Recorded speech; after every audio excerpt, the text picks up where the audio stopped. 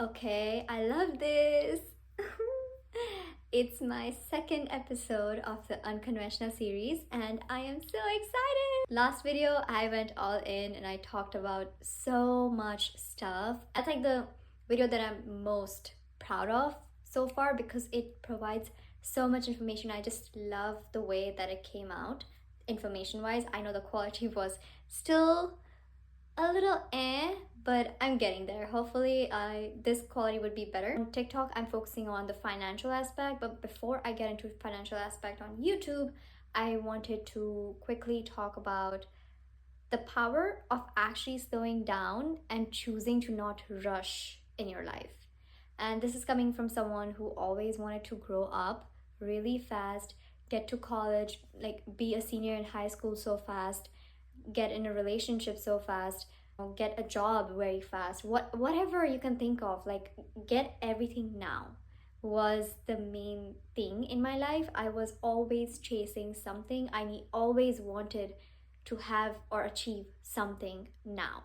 I still at points do wish that I want things like in the moment right away, which happens with the journals that I order. Like I see a journal online and I'm like, I cannot stop myself. I'm trying to because it is eating up my money a little bit, and I haven't even finished the earlier journals yet. I'm like in the process of them, so I'm trying to take a break. But this video I want to quickly just talk about stepping back when you are feeling confused or when you're feeling rushed, or sometimes you just run on autopilot and you are just going and you don't even know what you're doing or where you're going. You're just, that's all you do, you go. I know in the last video I kind of connected it with the gap year because that was personally my choice, but honestly this works out for any person. Doesn't matter if you always wanted to go to college, or if you are still 100% on the gap year, or if you are like I don't know, I'm just gonna work and then do whatever the reason might be. Not faced a lot of difficult situations that I did face, and had a more peaceful way of finding a solution for that situation. Now, I do not regret anything I did or anything that happened or the way things turned out. I never do. I think everything happens for a reason, and I think the reason for me to rebel then was to realize this now, so I can tell you guys or just put it here to remind myself. That introduces episode 2 of my Unconventional Choices series, where I basically talk about all the untraditional choices that I choose to make in my life, whether it be college, career, finance, personal finance, or just life in general. I prefer to have a mindset that serves me well, and I think I have come to the point where I am qualified enough to help other people get that mindset as well, because it's been a long journey. I wanted to get into content creation for 3 years, but guess why I could not? Because I was never consistent, but also because I was not internally prepared to get this thing out. And sometimes that's just how things work. No matter how much you want to rush into something, sometimes there's certain life moments that you have to go through in order to be ready to receive it energetically. Because this video is not really about only personal growth, it's also a lot of like college and career, and then honestly just the mindset shift towards these things. Share why I skipped the traditional path. And I know I did mention this in the last video a little bit, but it was because I wanted to go after other untraditional opportunities. Since sophomore year of high school, I believe that college is not the only way that I want to be educated. I want to go out and I want to actually explore and look at things, especially this platform right here. I wanted to get into content creation so long, and I have other areas in life that I'm also currently exploring very seriously. So I think stepping back in a sense that I got a lot of time for myself by making this decision to continue online schooling. I'm truly that girl right now. Like, people reach out to her asking where she has been because she's not to be seen anywhere, because she is so busy building her own life. All of my friends, honestly, like the true friends, reach out to me and ask like, hey, like I noticed you have not been active, like what's going on, like where have you been? And I'm just like, I feel so proud because I always wanted to be this girl, but I always used to overshare or post something on my Insta story and just kind of break my character. Now, I'm not saying that I'm trying to be like everyone else, but honestly, this is making me teach a lot. It's so peaceful, first thing, not to mention the lessons I'm learning.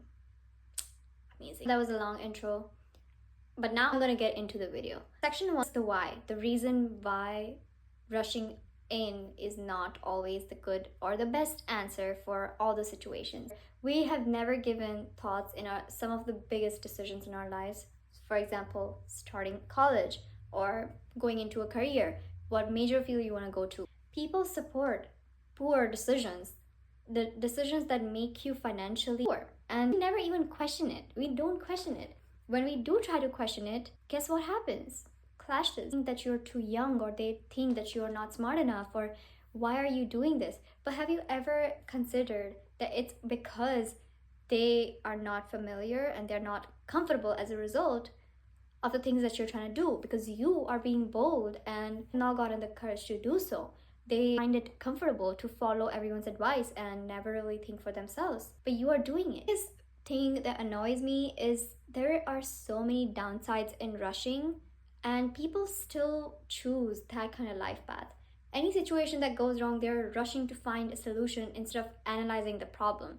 They're rushing to buy the car instead of really seeing how much financially dreading it would be for them. They're rushing to go to some college, this one college, but they're not looking at the amount of student loan that they're taking and logically how many years are going to be gone paying that debt off, or if they will ever be able to pay that debt off or not. It's like, okay, any untraditional decision, maybe you go to community college, people think of you like you are a little person, like you are not smart enough. They don't know the whole story. They don't know how many schools you got accepted to and why you made the decisions. They don't know your financial background. If you are coming from no money, honestly, you don't have time to listen to and give into these people who know 0% or 0.1% of your life. You burn out when you make the wrong choices, and sometimes you regret. You cried your eyes out every single night studying for the engineering major, but you're really just a marketing girl. You're already in the engineering field. Yes, you can always switch your careers after college, but you have wasted 4 years of your life. And also, personally, for me, the life decisions that I make need to feel fulfilling for who I am and how I feel about my daily life, because I do have the tendency to make my work or my college and everything my whole entire life at times. That's why I have been focusing on journaling and everything a lot, because I do want to keep that connection with myself. But as someone who loves to work and who loves to hustle and who loves to also slow down and just chill while working, I want my work to be enjoyable for me. If I'm not going to enjoy my work, honestly, not liking your job is not a good enough excuse. That means you have not looked inside of yourself hard enough to realize what actually, or you have not explored enough, because guess what? People told you that going to college, they say explore college, but then when you try to explore, you have to pay for those extra classes. Why are you paying to explore a field that you might not even want to go? Why are you doing that? There are so many ways they can explore outside of college and nobody even tries. They just rush into the assignments that are given by their specific core classes, the classes that are required for the major, so they don't have to pay an extra penny. Understandably so, but you have put yourself in that situation. Imagine this. Instead of going to a 4-year college and getting a ton of student loan, right?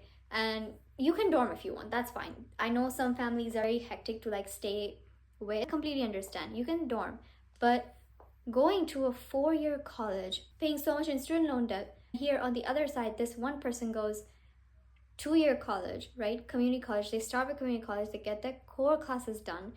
Community colleges offer a ton of extracurriculars, a ton of different courses for much cheaper. If you're getting FAFSA payment or anything, you can pay from that money. It's still not your money, and you don't have to spend hundreds of thousands of dollars in student loan debts. So in my opinion, slowing down has always led to fulfillment or more understanding of how the world works, how I work, and how I want to move ahead in the future.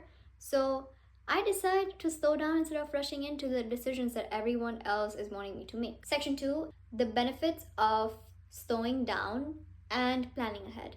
When you slow down, you get a lot of time to analyze what it is that's actually going on, what the problem is, what's leading to the problem, all the causes, the effects that it's giving, and the possible solution. The whole reason of slowing down is to actually see what's the root cause of the problem so you can bypass it without bringing yourself any loss. It gives you clarity on what you actually need to focus on instead of messing up and regretting in the future. 2, better decisions.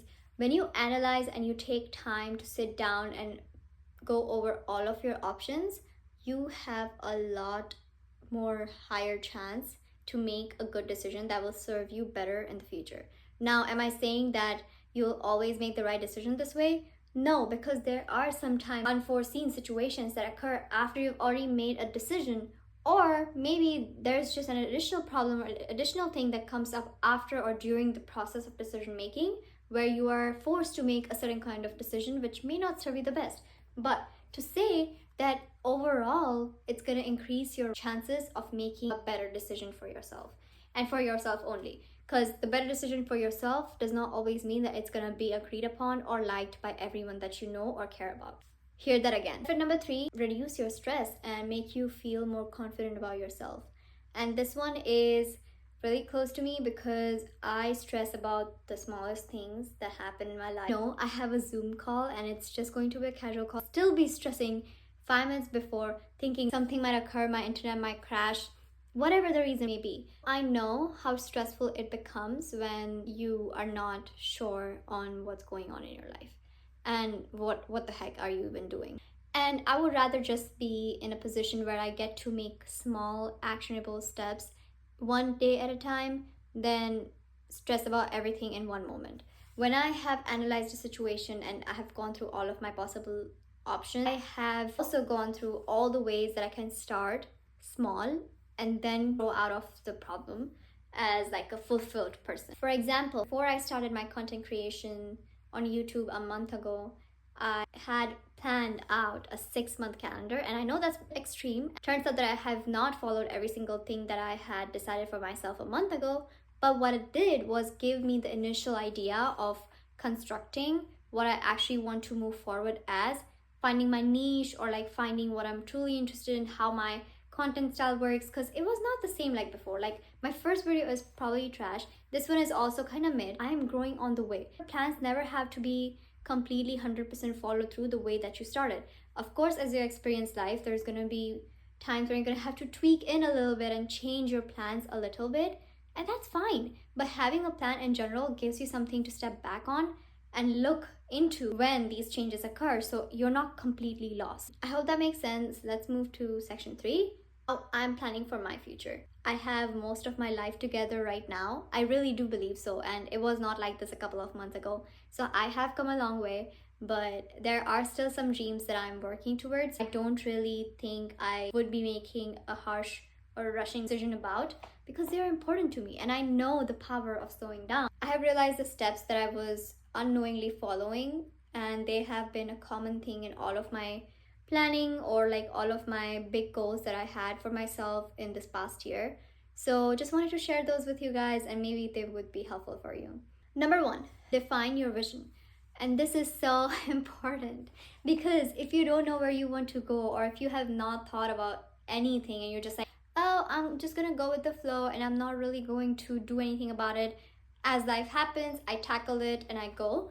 Well, I do agree that it's always a good idea to expect change and expect some sort of like pushback in life, like a general thing.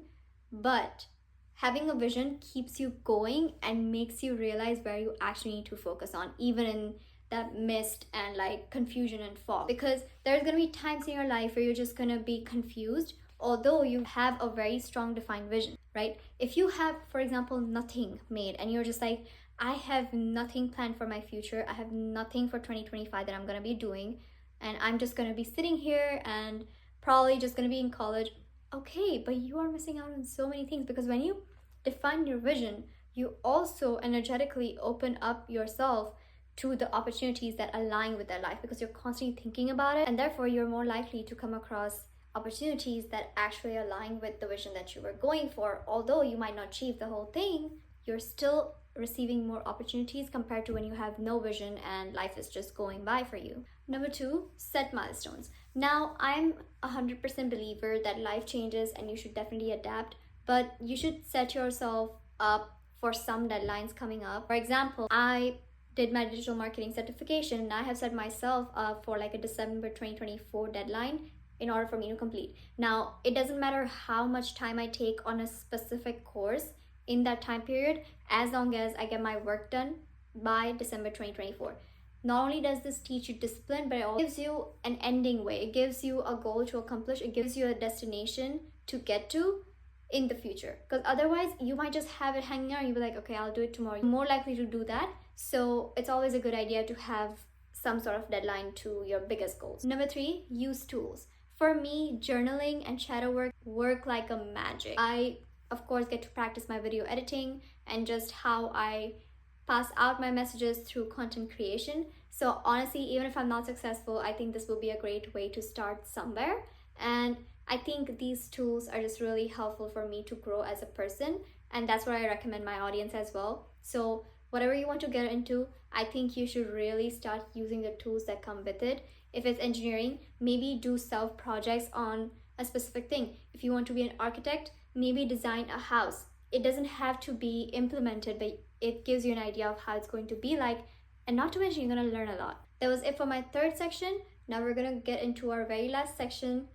Section 4, tips on how to actually slow down in life and planning your future. When I started to actually focus on the future and let go of the things that were not serving me, it actually came across, and my first step was self-reflection.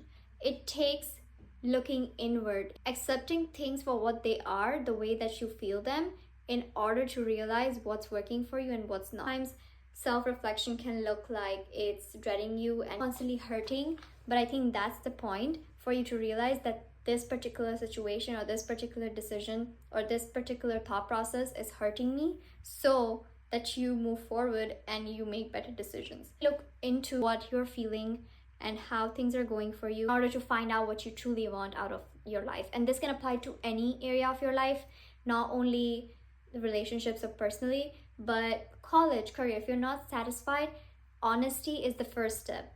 Honestly accepting that it's not satisfying for you, what you thought that was good for your life is not serving you the way that you, or the amount of serving or fulfillment it should give you, it's not giving you that. It's okay to acknowledge it, but you can only do it when you're honestly just willing to hear yourself out. Second step is to realize that you can only control yourself and your actions and how you think and how you react to a situation. Opportunities that are about to come in your life are not in your control. You don't know what they are, you don't know when they're coming, you don't know how long they're going to be lasting, or if ever they will come. That's something not in your control. People who come and go in your life, things that you do, is the only thing that is in your control. You have to make sure that you're putting yourself in the alignment with life, in a sense that it's providing you with the things that you actually want to have in your life. For example, if you want to have some muscle, you have to know that what's in your control is not when it will come. What's in your control is that you show up at the gym or even at home and work out. That's the only thing that's going to lead you to that decision. Internally, you need to have a clear vision as to what is in your control and what you can do to achieve the thing that you want. How fast you're gonna get it's not in your control, so there's no time thinking about that. Don't waste your time. Finally, stay flexible. Not all of my plans have gone across, and the biggest example was my content creation planning. I still have my 6-month plan ready, but I'm not using all of it. It was just there for reference, it was just there for assurance and something to look or fall back onto if I don't come across or if I'm completely lost, so I can get some motivation. And sometimes I do follow some of the things that I put in the thing, and that's fine. But flexibility is key. Every single video, I think I have said how much flexibility is important. And I think that's one of my strongest skills as well. And that has brought me so far ahead in life. You need to be able to be flexible with what you want in life and what's coming in your life. Because sometimes it may not be the exact thing that you thought of. The opportunity may not look like what you had imagined. But that does not mean that that does not have the potential to take you to the place that you want to reach. There are also a lot of myths when it comes to planning, and a lot of people on the internet are like, oh, just jump right in, just post your content, or just get the degree, or just accept a college. It's not really that big of a deal. So I want to clarify some of the myths. Welcome to section 5, where I will clarify some of the misconceptions. Number 1 is planning takes too much time. It honestly is a very personal thing how much time you want to spend planning. Of course, you don't want to plan for 3 months and not do anything, because without action, you're never going to reach, no matter how perfect your plan is. Planning can take time, but it's up to you how fast you want to do it. Like, give yourself a deadline with planning as well. Like, okay, figure out, like, I'm going to brainstorm ideas one day, I'm going to do my research the other day, and then I'm going to come across all the possible solutions. The next day, I'm going to figure how many ways that this solution could possibly go right and possibly go wrong. And maybe you give yourself like 2 weeks to figure that out, but you have a deadline set. So yes, planning can be helpful and it can take time. Giving yourself deadlines can actually prevent that from happening, and actually also convince you or force you to take action at one point. Number 2 is planning means that you're not taking action. This could be very true or very bad compared to what your internal fears or aspirations are. And if you are planning because you're delaying action, you would know. Like, at one point, I also started feeling like I'm trying to find the perfect content ideas because I'm too scared to put myself out there. But it's that self-reflection and that ability to see the wrong in yourself that will help you with it. So you can fall into the trap sometimes, but you have to be able to get over it by being honest with yourself. Honestly, how I take it is planning is an active process that will lead to better actions. Because when you plan, you know what you kind of want to take your action toward. Yes, it could sometimes that you're simply just avoiding the main task, but if you are going to know. And if you're not, if you're still going to avoid that, I think you're just failing yourself in that case. Anyways, those were the 2 biggest myths that I had thought about and had experienced as well. So I provided what to do if you do fall into those traps. I hope I helped. With that, we are entering our end of the video, and I just wanted to say, you guys, that this video has been a little broad because you can use this lesson with any aspect of your life. And I would personally really focus on the personal part, because that's what leads to every other part of your life. If you're not personally willing to accept or see your own faults and improve upon them, then you're not going to be taking the correct actions, and as a result, not going to be getting any desirable results that you want. The biggest thing I would say is plan with a deadline in mind. Start small. Focus on the progress. It doesn't have to be perfect. Sometimes you're going to be overwhelmed, but that's just part of life, and that is not a sign for you to quit. It's just universe testing you to see how bad you want it. Let me know if you have ever experienced falling into a trap of planning because you were delaying action in the comments below. And also let me know if you've had any time where planning has actually made you make better decisions and you have been satisfied with your life. For now, that's it, and I hope this video helped or it was just a little relatable to you, and I'll see you guys in the next video. Bye!